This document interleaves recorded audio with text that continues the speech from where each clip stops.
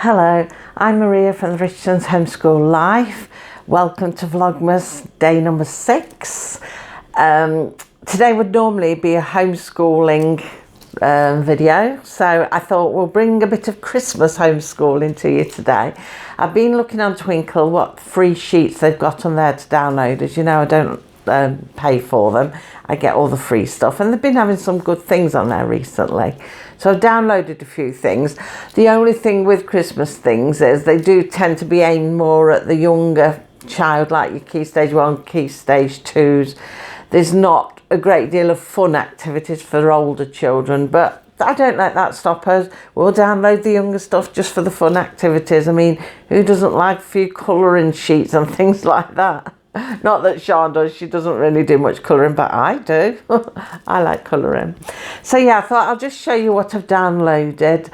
Like I said, there wasn't a lot, it was more for the younger person. I think with Sean, when we've been doing Christmassy things, we tend to write like essays on things. She researches Christmassy things. Like last year she was researching the Christmas truce in World War One, and then she writes it into her essay book. So she does a lot of things like that, but we do throw in a few fun activity sheets.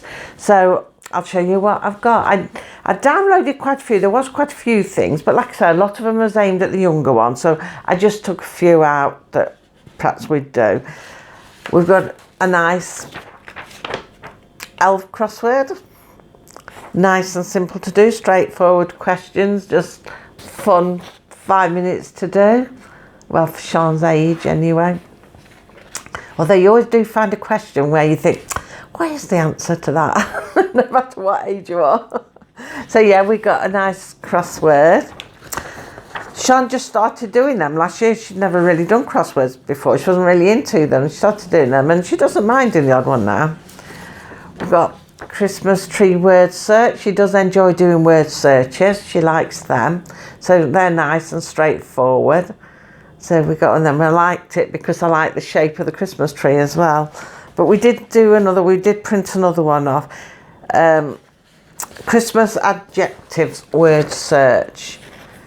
Now, I'm not sure if this actually was the hardest one, because you know in Twinkle they come in sort of easy, medium and hard. Well, I think this might have been one of the harder ones, because there were some really simple ones for the younger child. So although it's not really hard, because how hard can Christmas things be? There's not that much variety, is there, that they can put in there. So yeah, we did one of them because she does enjoy doing them. It's just fun just to sit and do a bit of fun stuff when you're unwinding for Christmas. Again, border sheets. I do download a lot of them, and I really like this one. And these were, I think, you could have plain bit at the top, so you could put a drawing or stick a picture and do some writing. They've got a complete plain one if you wanted to draw. They'd got, I think it was one of these, but with wider lines. And then I went for the one with the narrower lines, because like I say, Sean likes to do essays, and they look nice when they're in the borders. They look good like that. So although she does a lot in her books, in her essay book, we do like to put some into a folder as well that you can just flip through, and it's sort of all colourful stuff and eye-catching things that she's done. So I think that sort of does make it eye-catching, doesn't it? I really like that. So I don't know what she'll write about this year. I'll get her to pick a Christmassy topic. Normally it's something historic with Sean, and then she'll perhaps write it on there then. Now these, I picked these. I've got this new printer, and the way it prints is like my old printer. You could view it before you printed it. So if you didn't want it, so if I did find things that were really young or things that I thought she wouldn't be able to do, I could just skip out of it and not do it.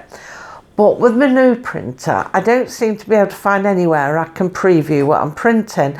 And because some of these sheets came from like Christmas, a multi-pack of things. On Twinkle they do like bundles of things together, and you get all sorts in them, so you download them and see what's in them. Normally I just chuck out what I don't want and keep what I do want. Well, because I couldn't preview it, I ended up printing off these. I mean, whether we'll do them, I don't know, but they're really good for the younger children because they're very simple maths. So it's like a colouring sheet. Sean has done these before, but they've been more for times tables and that to help her, you know, do her times tables. But these are just simple additions and subtractions, and then they get their answers, see what it is, get the colour and colour it in. So it's a bit young really for Sean. Again, you can see one there. Although I must say, it wouldn't stop me having a go. Age, I don't really worry about age because it's abilities or things such as Christmas and events. It's fun, isn't it? It's just fun stuff. So there's another one there. That's quite a nice picture. So I don't know, maybe I'll have a go, maybe Sean will have a go. She's just feeling like just sitting and, you know, just colouring, doodling along with it. Maybe she will, I don't know. But I'll hang on to them. If I could have previewed them, I probably wouldn't have printed them off. But the fact that I couldn't preview what it was, I ended up printing it off. And because, like I said, the ones she's had in the past have been times tables and that kind of thing, which is better for her because it does make her think, and divisions and sort of and bigger numbered things like that. So it makes her think a bit. But these are more like probably, I don't know, key stage 1, would you say? An early key stage 2? Maybe. I would imagine so. But whether we'll have a go at them or not, I won't throw them away. I'll just leave them there. And if just feeling like a bit of wind down, just sit there doing fun time, maybe we'll both do one. Now I've printed them. Another thing then, there was lots of these for writing poetry. I can't think of the word for it. You know, when you take the first letter and you write a line of a poem and you do poems. Can't think of the name of the poetry. One of you will probably tell me. But yeah, so we did, I think I printed off 3 of them. There was quite a few of them actually, quite a few of them. But I thought it was no good printing too many off because she won't do them all. So I just printed 3 off. It's just something to sit and think about. So yeah, they're the things that are printed off. There was quite a few more bits and a lot of colouring sheets. I could have probably printed a few more bits and pieces, but I thought, well, we'll see what I do with these. Like I say, they were all just sort of simple, straightforward sheets, really. Maybe aimed at the younger person, but, you know, what's age, isn't it? I mean, I'd have to sit and think about writing poems for them. Although I could do it. But it might take a while thinking. But yeah, I just thought they were fun. I mean, if you go on Twinkle and you like the free stuff, they've got some free Christmas things on there. I have known them to have more in the past, and whether over the next week they may have more. But it's just simple, fun stuff. Because like I say, no matter what key stage you're in, I mean, Christmas is Christmas, as with anything like Easter and that. There's only so many activities, and they look like they're young, but any age does them, don't they? You do them at any age. So yeah, don't worry about that. So if you want some activities, go and have a look on Twinkle. Next thing, I was thinking Christmas read-alouds. I bought Christmas Carol. Now, I did have a Penguin book on the Christmas Carol. I've got a whole set, the works of Charles Dickens, because he is my favourite author. And I've got the whole works of his. But I think the Christmas Carol I've got on that comes in with Christmas ghost stories. But I had one on its own, Penguin one, but can I find it? I can't find it anywhere. And I wanted one for Sean, so I ended up buying another one, Wordsworth's Classics. But what I quite like about this, because in Key Stage 4, which is what Sean will be going up to in September, when you start doing GCSE courses, they actually do a Christmas Carol course in the English literature. They do cover that. So this book was advertised as being useful for the course. So yeah, I'll just skim through, because normally you just go in the story, you might have a bit of an introduction and that'd be that, isn't it? But we do have a introduction, and quite a long introduction actually. In fact, the introduction's so long it's even got like its own little mini sections, like chapters. 1, 2, how many is that going to? 3. As I'm turning, this is all introduction. Oh, it ends there. So yeah, we have got quite a bit of introduction, quite a chunk of introduction there. Then we have notes to the introduction. So really you're sort of getting a bit of a background on Charles Dickens, telling you about Charles Dickens. And then books, it's advertising books and letters and volumes where you can get more information. And then we've got another section on further reading where you get more information again. Then we actually go into the story of A Christmas Carol. A little preface at the beginning. But before you start reading it, it gives you a list of characters, which is quite good, because my Puffin book didn't do that. Penguin or Puffin book it was, I can't remember. I think it was Puffin book. But it never had any of that in it. But this was advertised for useful for students studying it in literature and GCSE. So then you do actually go into the story of it, which is what me and Sean are going to do. Read the story of it. We're going to start it sometime this week, probably just halfway through the week, later in the week we're going to start doing it. So yeah, then we've got all the proper story of it then. So I thought that was quite a good book, because I was looking for all the different books, and some of them were like actual GCSE books, and I have looked up I think a GCP book, I think it was, for Christmas Carol. It's a workbook and a study book, and I'm thinking, shall I get that and do that next year?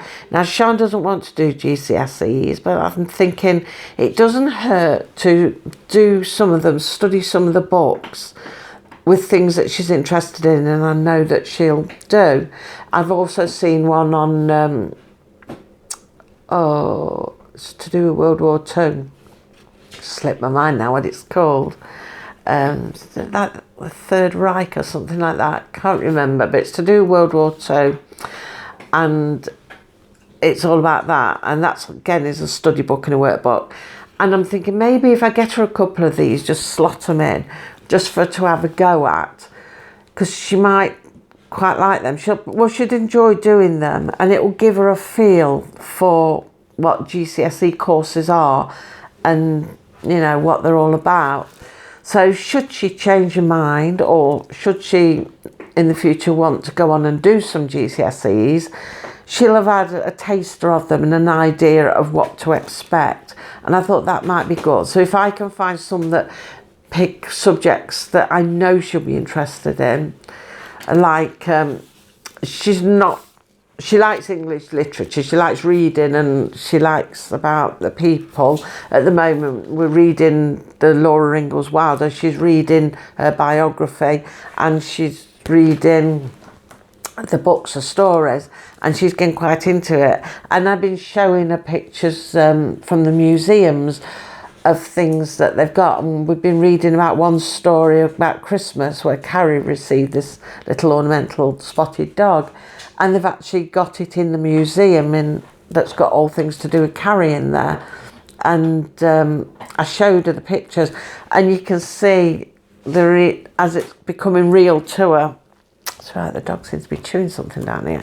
It's becoming real to her, you know. She can see now that what she's reading isn't just stories, it's somebody's life, and these are the things that are left behind from that life. These objects that they talk about are still there. So it's quite nice because it brings it to life for her. So she likes to know about the authors and their lives, as well as, you know, what they wrote, because normally when you write something, you write it in reflection to your life, because you tend to write what you know about. So I'm thinking if I can just find books that she's interested in, if they've got some GCSE workbooks, the things she's interested in, like the Christmas Carol, then it might be good for her to do some. So that's something for me to have a look for when she enters the Key Stage 4 period from September onwards.